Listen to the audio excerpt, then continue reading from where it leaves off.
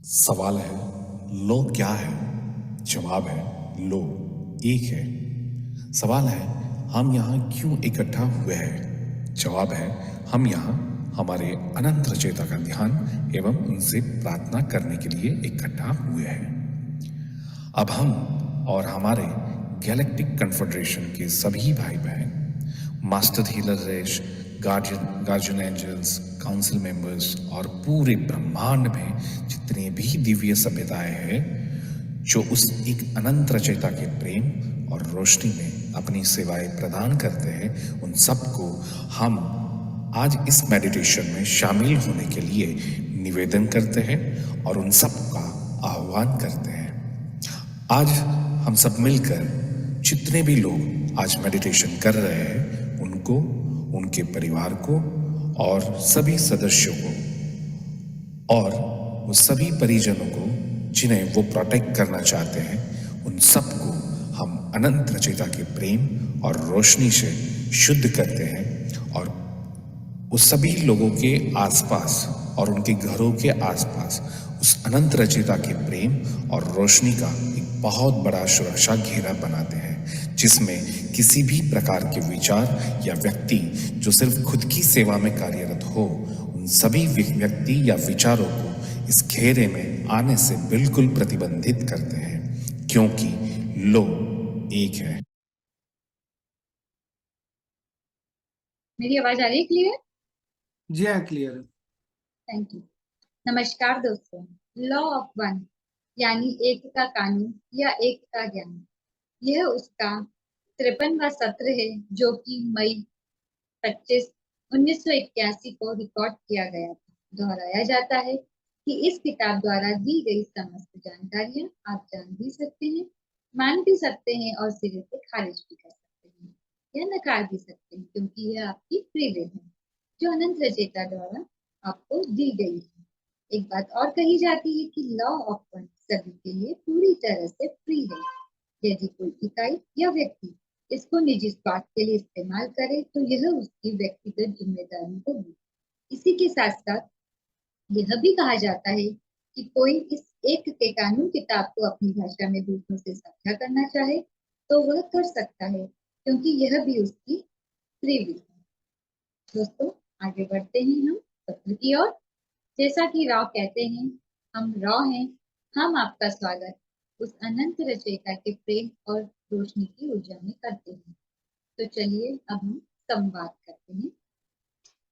Don don कहते हैं, मैं सबसे पहले कालरा की स्थिति जानना चाहूंगा और उसकी तरफ से 2 सवाल पूछूंगा। वह जानना चाहती है कि क्या वह दिन में 1 घंटे व्यायाम कर सकती है और क्या सत्र के पहले वह जो दर्द महसूस करती है वह ओरिएंटल हमलों के कारण होता है। रॉ कहते हैं, कालरा की स्थिति वैसी ही है जैसी कि पहले बताई थी। व्यायाम के विषय में सवाल का जवाब यह है कि अभी वो समय गुजर गया है जो कि काफी तीव्र था। कालरा यदि चाहे तो 2 के बजाय दिन में 1 बार व्यायाम कर सकती है। कालरा की शारीरिक समस्याओं को स्कैन करने में हमने पाया है कि कालरा अपने शरीर की क्षमता के हिसाब से इतनी ही मात्रा में व्यायाम कर सकती है। यह लंबे समय के लिए ठीक है, क्योंकि इसकी महत्वपूर्ण ऊर्जा एक जगह इकट्ठा हो रही है। छोटे या कम समय के लिए यह आपको उसको थका देने वाला है। इस प्रकार हम सुझाव देते हैं कि कालरा हमारी पिछले चेतावनी के प्रति सावधान रहे, जिससे हमने उसकी शारीरिक प्रकृति में सहायता के लिए कई तरीके बताए थे। तो इसमें रॉ कहते हैं कि कालरा की जो इच्छा शक्ति वाली ऊर्जा है वह उसके अंदर इकट्ठा हो रही है और कालरा को उस ऊर्जा की ओर अपना ध्यान केंद्रित करना है। दूसरे सवाल के जवाब में हम कहना चाहेंगे कि हमारे समूह के संपर्क करने से पहले ही कालरा की भौतिक शरीर की कठिनाइयां उसके अवचेतन मन की इच्छा शक्ति के कारण थी। मतलब उसकी जो भी फिजिकल बॉडी में तकलीफ हो रही थी वह उसके सबकॉन्शियस माइंड में जो भी इच्छा शक्ति थी उसके कारण हो रही थी। उसकी इच्छा शक्ति काफी मजबूत है और किसी भी इकाई को इस संपर्क को बनाए रखने के लिए अपनी सारी भौतिक और महत्वपूर्ण ऊर्जा को बचाकर रखने की आवश्यकता होती है। इस प्रकार शारीरिक कमजोरी के कारण कुछ असुविधा का अनुभव होता है। जब इस ऊर्जा को किसी दूसरे कामों में लगाया जाता है, यह भी ध्यान दिया जाना चाहिए कि कालरा अभी दिमागी तौर पर हमले भी झेल रही है, अर्थात कालरा को साइकिक अटैक भी हो रहे हैं और पहले से ही उसके उसको शारीरिक समस्या भी है, जो कि ऐंठन, चक्कर आना और साथ ही अन्य दिमागी समस्याओं के लिए भी जिम्मेदार होता है। तो कहने का मतलब ये है कि वह ये कहना चाह रहे हैं कि हम जो चैनलिंग कर रहे हैं, तो उसकी जो इच्छा शक्ति है वह काफी स्ट्रॉन्ग है कालरा की। पर ध्यान यह रखना है कि कालरा की ऊर्जा कहीं और अधिक खर्च ना हो व्यर्थ की बातों में, व्यर्थ की चीजों में। और जो साइकिक अटैक हो रहे हैं उसको इस चैनलिंग के कारण, उसके कारण हो सकता है कि उसे कुछ कुछ शारीरिक समस्याओं को झेलना पड़े। डॉन कहते हैं, धन्यवाद, मैं जानना चाहूंगा कि क्या किसी का नाम, उन्होंने यहाँ पे नाम स्पष्ट नहीं किया है दोस्तों, निकट भविष्य में होने वाले किसी एक सत्र में भाग ले सकता है। रा कहते हैं वो इकाई, अर्थात जिसका नाम यहाँ पे नहीं लिया गया है, वो इकाई आत्मा से इस समूह से संबंधित है और स्वागत की योग्य है। आप उसे बुला सकते हैं। आपसे अनुरोध है कि कुछ विशेष शब्द जो ध्यान के हैं अलग से रखे जाएं, जब तक कि वह इस कार्य में आप सबके साथ बैठने के लिए तैयार ना हो जाए। हम यह भी सुझाव देना चाहेंगे कि जेम्स एलन यानी कि जिम मकार्टी के नाम से जाने जाने वाले व्यक्ति की एक तस्वीर इस व्यक्ति को भेजी जाए तथा उस पर उसके द्वारा लिखा गया नोट को, जिसमें प्रेम और रोशनी को लिखा गया। इस तस्वीर के साथ यदि ये इकाई ध्यान करेगी, तो ये इकाई आप सभी के साथ शांतिपूर्ण सद्भावना में आ जाएंगी। और जब इन दो इकाइयों के बीच अभिवादन का आदान प्रदान होगा, तब ऊर्जा की कोई बर्बादी भी नहीं होगी, क्योंकि ये दोनों ही इकाइयां एकांत पसंद करते हैं और शर्मीले स्वभाव भी ठीक है। ठीक ऐसा ही है जेम्स एलन के लिए इस इकाई का नाम, जो उन्होंने बताया है कि तस्वीर के साथ भी लिया जा सकता है। तो दोस्तों यहाँ पे यह बोल रहे हैं कि वह पर्सन जिसका कि यहाँ पर नाम नहीं लिया था, वह पर्सन पहले मेडिटेशन करेगा। मेडिटेशन करने से उसकी एकाग्रता बढ़ेगी, फिर वह चैनलिंग के लिए बैठे।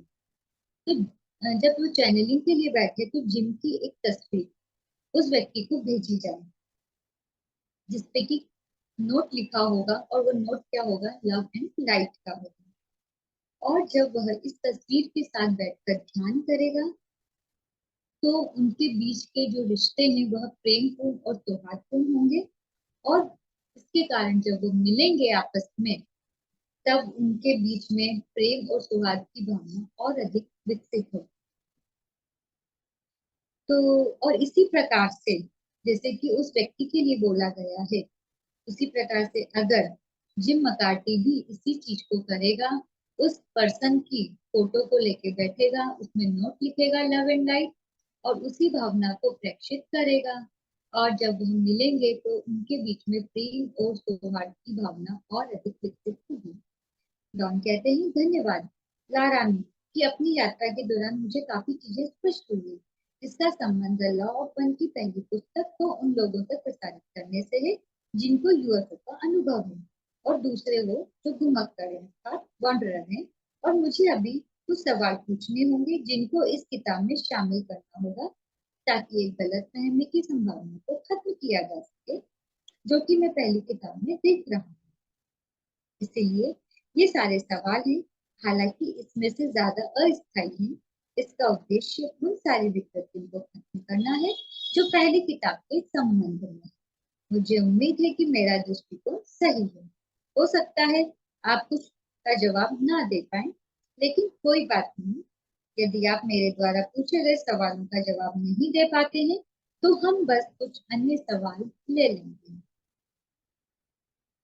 तो दोस्तों यहाँ पर डॉन बोलते हैं कि जो पहली बुक है उसमें मेरे मन में, उस बुक को लेकर मेरे मन में कुछ कंफ्यूजन, और मैं चाहता हूँ कि वह जो भी कंफ्यूजन मेरे मन में है उसे दूर किए जाए, ताकि लोगों को और अधिक क्लियरिटी से और अधिक क्लियर होके उन बातों को समझने का मौका मिले, उन कंफ्यूजन को, उन विकृतियों को तत्काल दूर किया जाए।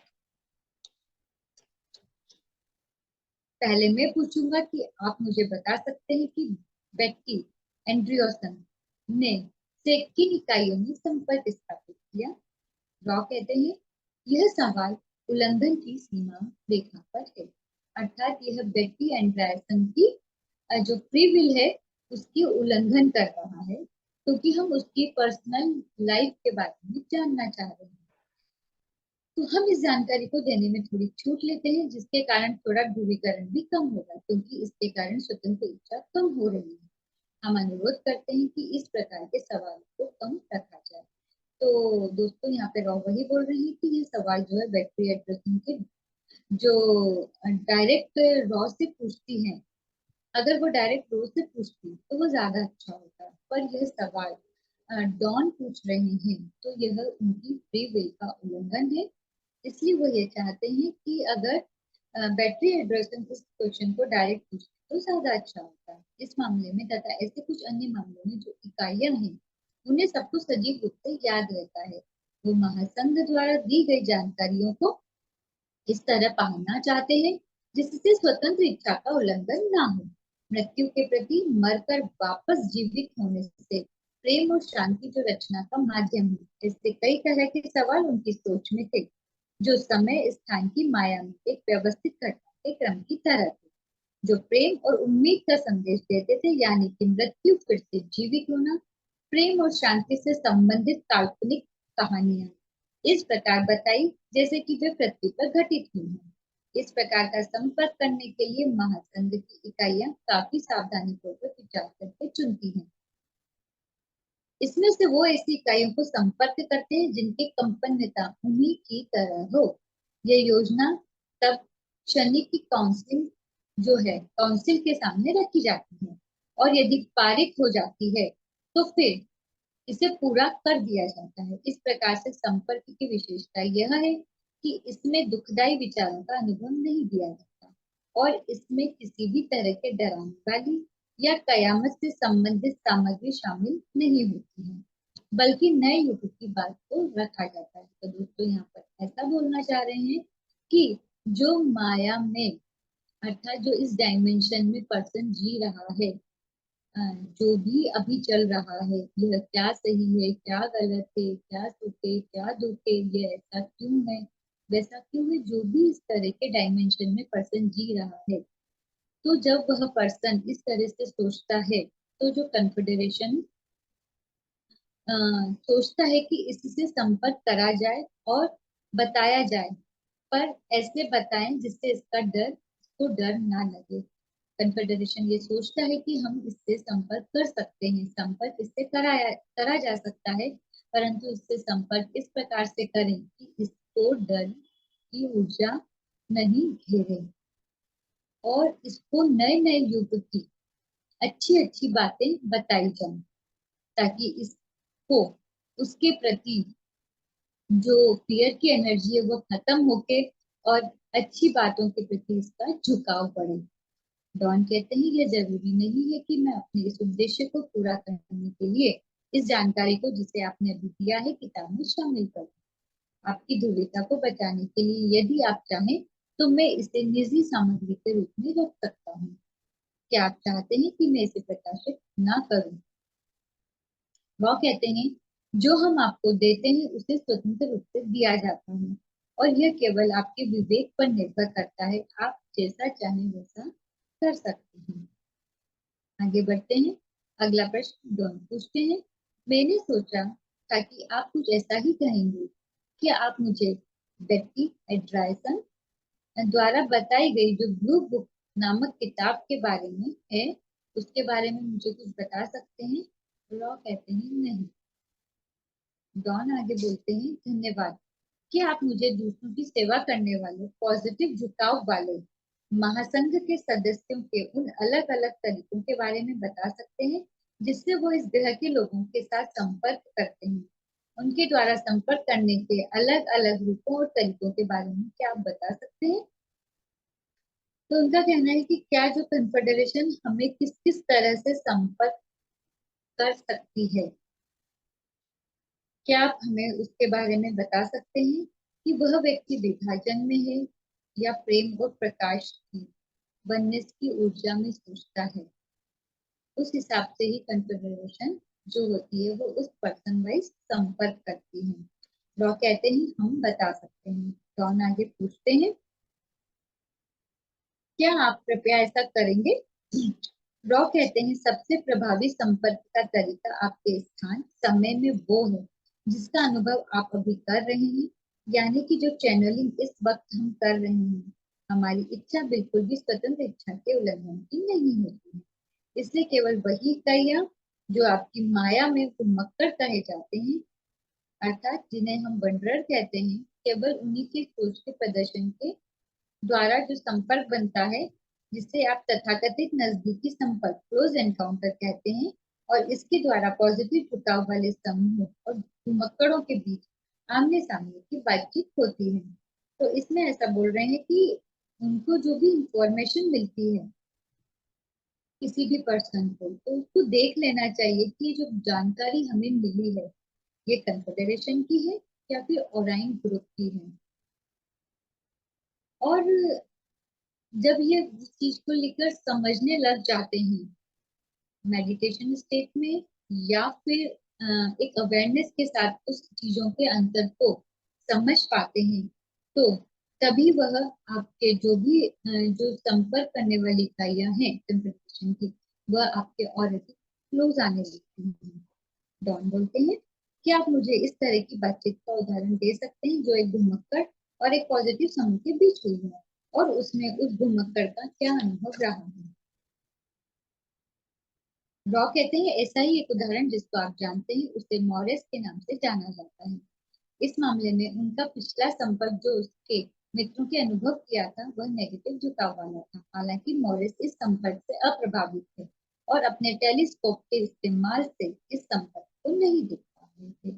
उनका कहना है कि जो मॉरिस हैं वह जंगल में या फिर पहाड़ों पर जब गए थे तो उनका क्लोज एनकाउंटर हुआ था, अर्थात उनका बहुत किसी एंटिटी से नजदीकी संपर्क हुआ था।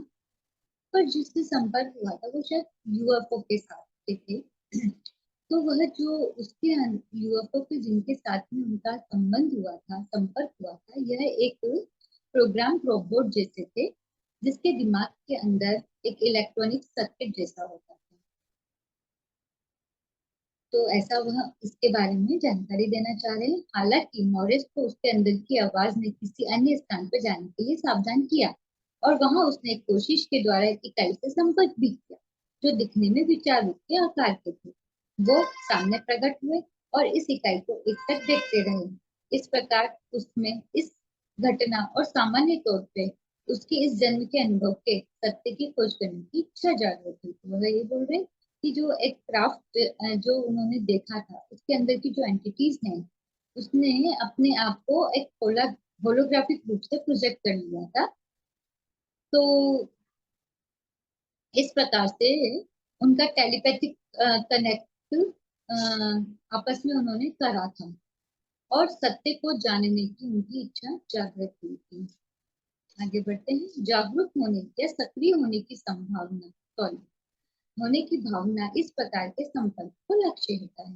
वो घुमक्कड़ जो भी जागरण या सक्रियता के अनुभव से गुजर रहा है उसके अवचेतन मन की अपेक्षाओं का पर निर्भर करता है कि ये संपर्क कितनी देर तक रहेगा, उसे इस अनुभव में क्या दिखेगा।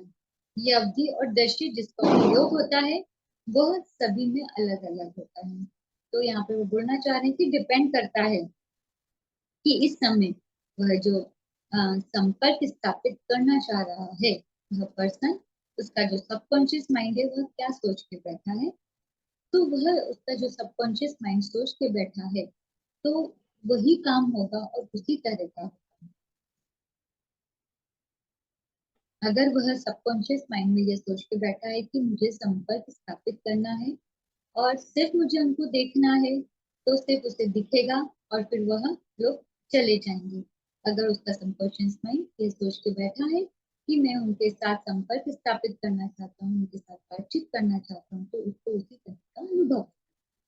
आगे बढ़ते हैं। डॉन बोलते हैं कि एक महासंघ के यान द्वारा नजदीकी संपर्क अर्थात क्लोज एनकाउंटर, इसमें से यह अनुमान लगा रहा हूँ कि यह नजदीक से संपर्क एक विचार रूप से जैसे कि ज्ञान के साथ होता है। क्या पिछले कुछ वर्षों में घुमक्कड़ों का नजदीकी संपर्क किसी ऐसे विचार रूपी यान के साथ हुआ है जो धरती पे उतरे हों? तो उनका ये पूछना है कि क्या कन्फेडरेशन के जो लोग हैं उनके साथ जो वॉन्डरर्स हैं उनका कुछ संपर्क हुआ? लोग कहते हैं ऐसा संपर्क हुआ तो है, हालांकि ये ओरियन के जैसे नजदीकी संपर्क से काफी कम हुए हैं। इस बात को हम नोट कर सकते हैं कि इस ब्रह्मांड के कभी न खत्म होने वाली एकता में नजदीकी संपर्क का विचार ही हास्यपूर्ण है, क्योंकि क्या ये सारे संपर्क खुद के साथ नहीं है? इसलिए कोई भी संपर्क बहुत से थोड़ा कम नजदीकी या बहुत बहुत नजदीकी कैसे हो सकता है? तो रो यहाँ पे बोलते हैं कि हाँ, हमारा संपर्क तो हुआ है, पर ऐसा नहीं हुआ, वह थोड़ा दूर से हुआ है, क्योंकि यहाँ पे ब्रह्मांड में सभी चीज तो एक रूप में है। ठीक है, तो आगे बढ़ते हैं। डॉन बोलते हैं कि ठीक है, इस प्रकार के संपर्क में जिसमें खुद का खुद से संपर्क होता है, क्या कभी किसी पॉजिटिव झुकाव वाले घुमक्कड़ों का संपर्क किसी तथाकथित नजदीकी संपर्क और या फिर नेगेटिव झुकाव वाले सेट के साथ हुआ है? रॉ कहते हैं यह सही है। वह यहाँ पर डॉन उनको रोकते हुए बोलते हैं, जैसे कि नॉर्मल कन्वर्सेशन में होता है कि हम अचानक से किसी को रोक देते हैं, उसी प्रकार से डॉन उनको रोकते बोलते हैं कि ऐसा क्यों होता है? रॉ बोलते हैं जब ऐसा होता है तो यह होने की संभावना बहुत कम होती है, और ऐसा तभी होता है जब ओरियन की इकाइयों का संपर्क जिस इकाई से होता है तो वो उस इकाई की पॉजिटिविटी का अंदाज नहीं लगा पाती, या फिर ओरियन की इकाइयों की ये इच्छा होती है कि वो इस धरती के अस्तित्व से ही पॉजिटिविटी को पूरी तरह से निकाल। ओरियन की रणनीति में आमतौर पर मन की सरल विकृति को चुना जाता है, यानी कि वो सरल जानकारियां देता है जितना उसे पता होता है, जिसमें कम मानसिक और आध्यात्मिक क्रिया होती है, क्योंकि उसे इससे इसका ज्यादा ज्ञान नहीं है। तो यहाँ पर वो बोलना चाह रहे हैं कि इनके पास थॉट कंट्रोल की टेक्नोलॉजी होती है, इसके पास और एंड्रॉइड के पास में जो भी नेगेटिव एनर्जी है, थॉट कंट्रोल की टेक्नोलॉजी होती है, और ये किसी के भी थॉट्स को आसानी से पढ़ लेती है। तो यह जब किसी से भी संपर्क करते हैं तो ये देखते हैं कि इस इंसान के पास की जो जानकारियां हैं वो किस प्रकार है, वह विभाजन की जानकारी है या फिर वननेस की जानकारी है। उस पर्सन का झुकाव जो है वह सेवा का भाव है, या फिर उसके विचारों में ड्युअलिटी है, उसके विचारों में विभाजन है। तो वो लोग अगर उसके मन में झुकाव वननेस की ऊर्जा का, लव और लाइट की ऊर्जा का होता है, तो फिर वह लोग जो होते हैं उस पर्सन को टारगेट नहीं करते हैं। डॉन कहते हैं मुझे व्यक्तियों के साथ संपर्क करने के लिए काफी अलग अलग तरीकों का पता चला है। मैं यह अनुमान लगा रहा हूँ कि महासंघ घुमक्कड़ों को जगाने के लिए एक तरीके का इस्तेमाल करते हैं। क्या आप महासंघ द्वारा इस्तेमाल किए गए उन तरीकों को सामान्य उदाहरण दे सकते हैं जो वो घुमक्कड़ों को पूरे या आंशिक रूप से जागृत करने के लिए करते हैं जिससे कि वह संपर्क करते हैं? आगे बढ़ते हैं। रॉ कहते हैं इसका जवाब के रूप में घुमक्कड़ों को जगाने के लिए अलग अलग तरीके हैं। प्रत्येक संपर्क में इस बात का खास महत्व होता है कि चेतन और अवचेतन में इस तरह प्रवेश करना है जिससे डर पैदा ना हो, उसकी चेतना संबंधित अनुभव को समझने की क्षमता को अधिकतम किया जा सके जो इकाई के लिए अर्थ रखता हो, यानी उसमें जानने की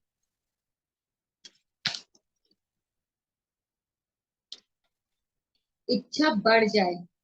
ऐसे कई संपर्क सोते समय होते हैं,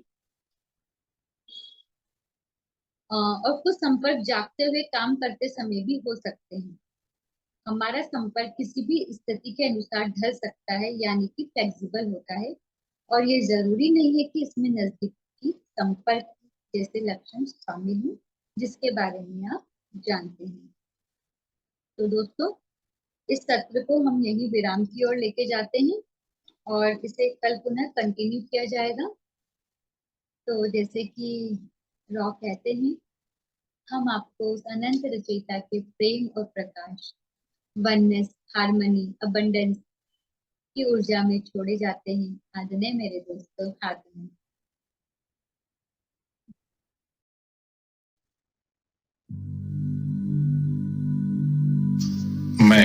अपना एनर्जी फील्ड सुरक्षित कर रहा हूं। मैं अपना ऑरा लॉक कर रहा हूं। मेरे शरीर, दिमाग, आत्मा और मेरा पूरा एनर्जी फील्ड अनंत रचयिता के असीम दिव्य प्रेम और रोशनी में हमेशा के लिए सुरक्षित है।